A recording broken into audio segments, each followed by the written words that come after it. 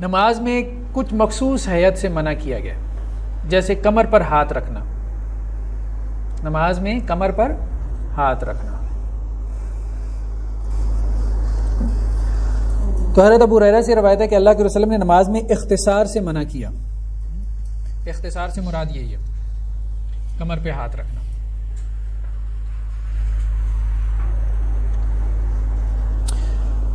آسمان کی طرف نگاہ اٹھانا، ٹھیک ہے، یہ بھی مکروہات میں سے ہے۔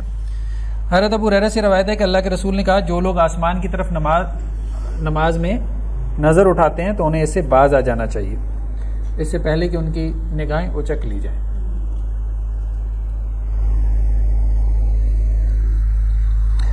چوتھا کیا ہے؟ ایسی چیز کی طرف نظر کرنا جو نماز سے غافل کر دے، ٹھیک ہے۔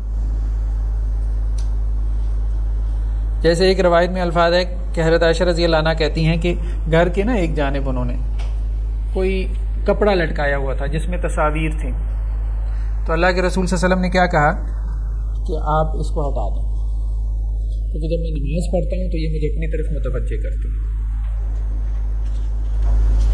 تو ایسی چیز جو انسان کو اپنی طرف متوجہ کرے اس کا نماز میں سامنے ہونا بھی کیا ہے؟ مکروہات میں سے۔ اس لیے بعض اہل علم نے کہا ہے نا کہ مسجد میں بہت زیادہ نقش و نگار جو ہے نا وہ پسندیدہ نہیں ہے سامنے دیواروں پہ، بجائے نماز میں متوجہ ہونے کے انسان ادھر ہی ماشاء اللہ ہے۔ ہاں، تو یہ بھی مکروہات میں سے۔ آنکھیں بند کرنا، نماز میں آنکھیں بند کرنا،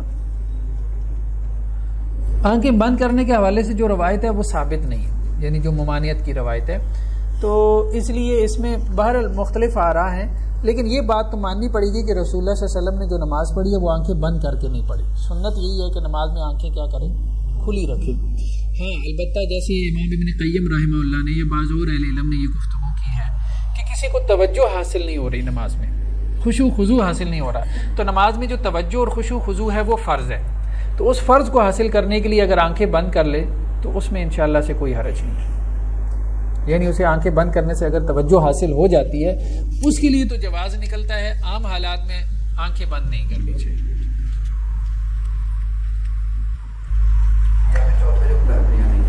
ہاں، وہ میں انشاءاللہ بعد میں اس کو شامل کر لیتا ہوں۔ وہی ہے کہ اگر وہ آپ کو نماز میں اپنی طرف متوجہ کر رہا ہے تو پھر ظاہری بات ہے کہ انسان کو وہاں نماز نہیں پڑھنی چاہیے۔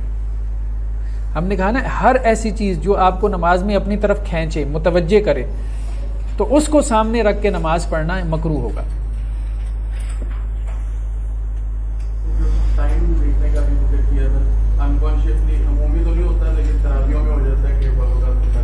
مکروہات میں سے ہے نا، مکروہات میں سے، ٹھیک ہے۔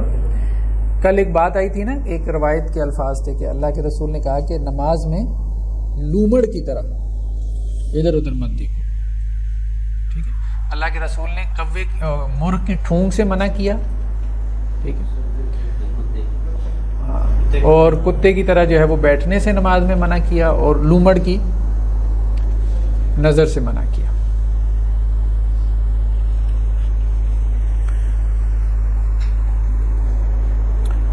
مطلب وہ لومڑ جس طرح چلاکی سے ادھر ادھر دیکھتا ہے تو نماز میں بندہ بجائے اس کے کہ وہ کیا کر رہا ہے، فلاں کیا کر رہا ہے، ایسے ایسے دیکھی جا رہا ہے۔ جی، اشارہ کرنا، نماز میں سلام کے جواب میں اشارہ کرنا۔ تو حضرت جابر بن سمرہ کی روایت ہے کہ اللہ کے رسول صلی اللہ علیہ وسلم نے کہا کہ ان لوگوں کو کیا ہو گیا ہے کہ یہ بفرے ہوئے گھوڑوں کی دموں کی طرح نماز میں اشارے کرتے ہیں، مطلب کوئی سلام کرتا تھا تو اس طرح سے جواب دیتے تھے ہاتھ اٹھا کے، ٹھیک ہے۔ تو اللہ کے رسول نے اس کو پسند نہیں کیا۔ بہت ہلکا سا خفیف اشارہ ہو تو اس میں حرج نہیں ہے، ٹھیک ہے، لیکن ویسے بھی جیسے کوئی دور سے جا رہا ہوتا ہے نا، ہم کیا کہتے ہیں ایسے سلام، تو اتنا اشارہ نہیں، یہ ٹھیک نہیں۔ کیا حال ہے بھائی، خیریت سے ہیں، یہ نہیں، یہ ہے کہ آپ نے جیسے ہاتھ رکھا ہوا ہے اپنی نماز میں تشہد کی کیفیت میں، تو ایسے جیسے ایسے اشارہ کر دیا، یہ ہلکا سا اشارہ ہوتا ہے، ٹھیک ہے، اس میں کوئی حرج نہیں سلام کے جواب میں، اتنا اشارہ کر دیا، لیکن یہ ہاتھ اٹھا کے کرنا یہ ٹھیک نہیں ہے جی، نہیں صرف اشارہ، زبان سے جواب نہیں دینا، ہاں صرف اشارے سے آپ جواب دے سکتے ہیں، خفیف یعنی ہلکے اشارے سے سلام کا جواب دے سکتے ہیں۔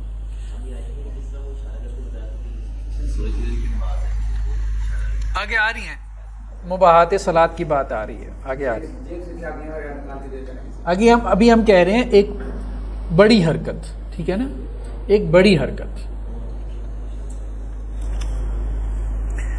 نیکسٹ کیا ہے؟ منہ کا ڈھانپنا۔ اللہ کے رسول صلی اللہ علیہ وسلم نے نماز میں منہ ڈھانپنے سے منع کیا، ٹھیک ہے، ایک روایت کے الفاظ ہیں حضرت ابو ہریرہ سے کہ اللہ کے رسول نے منع کیا نماز میں صدل سے، صدل کہتے ہیں کپڑا لٹکانا، جس کا ذکر نیکسٹ پوائنٹ میں آ رہا ہے، ہاں منہ ڈھانپنے سے اللہ کے رسول نے منع فرمایا، نماز میں منہ ڈھانپنے سے منع کیا جی، ہاں وہ تو ظاہری بات ہے، دیکھیں نا ایک مجبوری ہے نا، وہ تو ایک مجبوری ہے، تو عام حالات میں نماز میں منہ ڈھانپنا منع ہے، اور کپڑا لٹکانا، کپڑا لٹکانے سے مراد یہ ہے کہ جیسے چادر جو ہے نا دونوں طرف سے لٹکا لی، ٹھیک ہے، تو اس سے منع کیا گیا، چادر کرنی ہے تو اس کو لپیٹ لینا اپنے وجود پہ، یہ لٹکانا جو ہے نا یہ تکبر کی علامت ہے، ٹھیک ہے، جیسے آج بھی گاؤں دیہات میں چلے جائیں نا، وہ چودھری وڈیرے انہوں نے نا ایسے پٹکا سا دونوں طرف لٹکایا ہوتا ہے، وہ تکبر کی علامات میں سے، اس سے منع کیا گیا، وہ کھل جاتی ہے لٹک جائے وہ ایک علیحدہ مسئلہ ہے، اس کو پھر لپیٹ لے، لیکن ویسے صدل سے منع کیا۔ اب یہ جو سرخ رومال ہے اس کو بھی وہ کہتے ہیں صدل نہیں ہے، لیکن بہرحال یہ بھی صدل میں آ جاتا ہے، آرام سے بندوں کی طرح یار رومال اس کو رکھو۔ کھانے کے سامنے نماز پڑھنا، اب آپ لوگوں کا پوائنٹ آ گیا اصل ہے، ٹھیک ہے، اب یہ جو الفاظ ہیں نا ان پہ بھی غور کیا کریں، میں بڑے دھیان سے لکھتا ہوں، یہ کھانے کے وقت نماز پڑھنا وہ اور چیز ہے، ٹھیک ہے، اصل میں الفاظ کیا ہیں؟ الصلاۃ بحضرۃ الطعام، کھانا حاضر ہو جائے، کھانا لگ جائے، ٹھیک ہے، تو اب نماز پڑھنا، تو یہ مکروہ ہے، اب نماز پڑھنا کیا ہے؟ مکروہ ہے، پہلے کھانا کھا لے۔ حضرت نافع سے روایت ہے، یہ صحیح بخاری کی روایت ہے، امام نافع جو ہیں یہ کس کے غلام تھے؟ آزاد کردہ عبداللہ ابن عمر کے، وہ کہتے ہیں کہ عبداللہ ابن عمر کے لیے کھانا تیار کیا، عام طور پہ غلام ہی مطلب وہ خدمت کرتے تھے نا، تو ان کے لیے کھانا لگایا جاتا تھا حضرت عبداللہ ابن عمر کے لیے، اور دوسری طرف نماز کھڑی ہو جاتی تھی، ٹھیک ہے، تو وہ نماز کے لیے نہیں آتے تھے یہاں تک کہ کھانا کھا لیتے تھے، وَإِنَّهُ يَسْمَعُ قِرَاءَةَ الْإِمَامِ، اور مسجد کے اتنے قریب تھے کہ ان کا گھر کے انہیں امام کی قرات سنائی دے رہی ہوتی تھی، تو کہنے کا مطلب یہ ہے کہ وہ وجہ یہی ہے نا کہ کھانے کی طرف توجہ نہیں، اپنا سکون سے کھائے، سکون سے اطمینان سے۔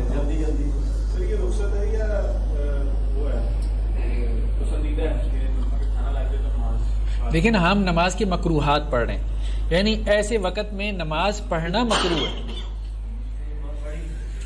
نماز پڑھنا مکروہ ہے، یعنی مکروہ کا کیا مطلب ہوتا ہے؟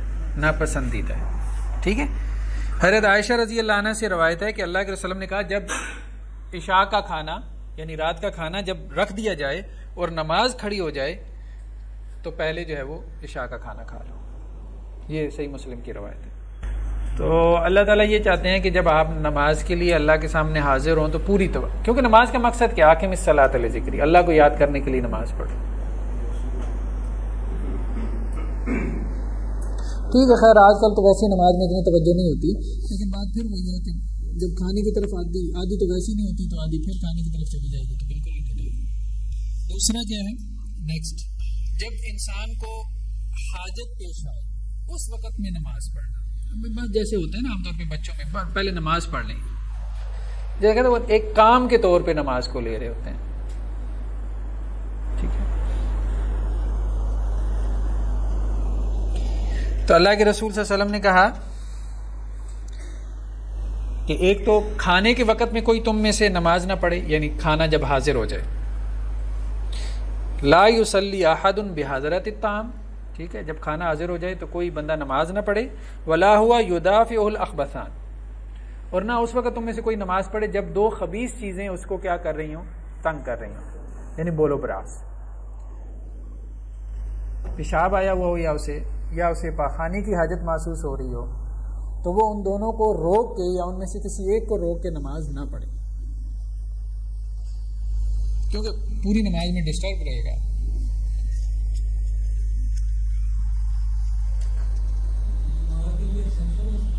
جی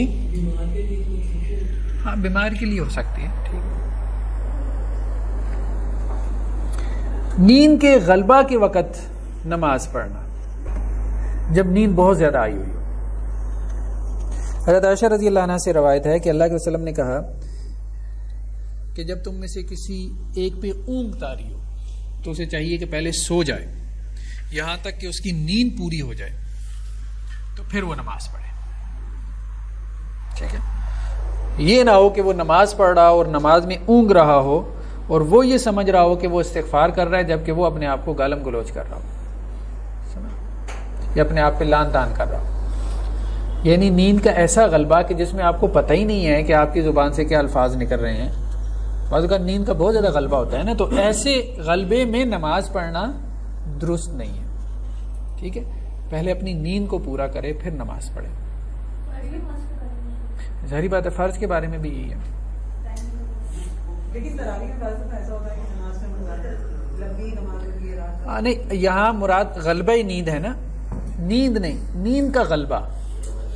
نیند کے غلبہ وہ ہوتا ہے نا کہ جس میں آپ سے کوئی کام ہو ہی نہیں پاتا نا، پھر سوائے نیند کے آپ کچھ نہیں کر سکتے، کچھ کرنے کی کوشش کریں گے تو اس کو بگاڑ دیں گے، تو وہ نماز یعنی غلبہ نیند میں آپ سے پڑھی نہیں جائے گی نا۔ اکثر ایسے ان کو غلبہ ہی رہتا ہے، تو اب کیا کریں؟ ایسے ہی ہے، نہیں دیکھیں دو چیزیں ہیں، اس بات کو نا تھوڑا سا نا اس کو فرق کریں دونوں میں۔ ایک ہے نیند، وہ تو 24 گھنٹے ہی تاری رہتی ہے ہم لوگوں میں، ٹھیک، اور ایک ہے غلبہ نیند، ٹھیک ہے۔ یعنی حدیث کے الفاظ کیا ہیں؟ نیند کا ایسا غلبہ کہ اسے یہ معلوم نہ ہو کہ نماز میں استغفار کر رہا ہے یا اپنے آپ کو لان تان کر رہا ہے۔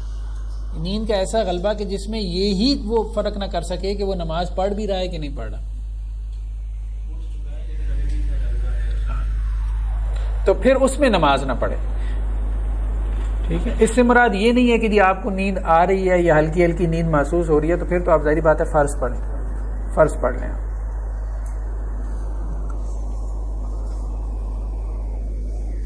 ٹھیک ہے۔ ایک اور روایت کے الفاظ ہیں کہ اللہ کے رسول نے کہا، یہ بھی صحیح مسلم کی روایت ہے، کہ جب تم میں سے رات کو کوئی کھڑا ہو، جیسے تہجد کی نماز ہے، تو اس کی زبان پہ قرآن مشکل ہو جائے، یعنی اس سے پڑھا ہی نہ جائے، اتنا نیند کا غلبہ ہے، اور اسے یہ نہ معلوم ہو کہ وہ کیا کہہ رہا ہے، تو پھر وہ لیٹ جائے، ٹھیک ہے۔ تو اس وضاحت کے ساتھ یہ بات ہے۔ نماز کے لیے جگہ مختص کرنا یہ بھی مکروہات میں سے ہے۔ تو اللہ کے رسول صلی اللہ علیہ وسلم سے روایت ہے کہ آپ صلی اللہ علیہ وسلم نے منع فرمایا کہ کوئی شخص جو ہے وہ مسجد میں نماز کے لیے جگہ مختص کر لے، اور اللہ کے رسول نے کہا جیسا کہ اونٹ جو ہے وہ کیا کرتا ہے، اونٹ کی عادت ہے کہ ایک جگہ پکڑ لے تو بس اب پھر وہیں بیٹھتا ہے، تو مسجد میں جگہ مختص نہ کریں، ٹھیک ہے۔ ہاں، مسجد کے لیے گھر میں جگہ مختص کی جا سکتی ہے ضرورت کے تحت، کیونکہ گھر میں تو ضرورت ہے نا، ظاہری بات ہے انسان ایک کمرہ مختص کر لیتا ہے کہ نماز کے لیے، بس وہ جگہ بدلتے رہا کرے نا، کبھی دائیں ہو گئے کبھی بائیں ہو گئے۔ دیکھیں ایک بندہ پہلے آیا ہے تو اس نے پہلی صف میں تو بیٹھنا ہے، امام کے ساتھ بیٹھنا ہے، اس کی عادت ہے، وہ آ کے اذان کہتا ہے یا اذان کے وقت مسجد میں آ جاتا ہے، تو بس اس کو یہ صرف کہا گیا کہ ایک جگہ نماز نہ پڑھے، مسجد میں مختلف مقامات پہ اللہ کی عبادت کرے، گویا کہ وہ تمام جگہیں قیامت والے دن اس کے لیے گواہی دیں کہ اس نے اس جگہ اللہ کی عبادت کی۔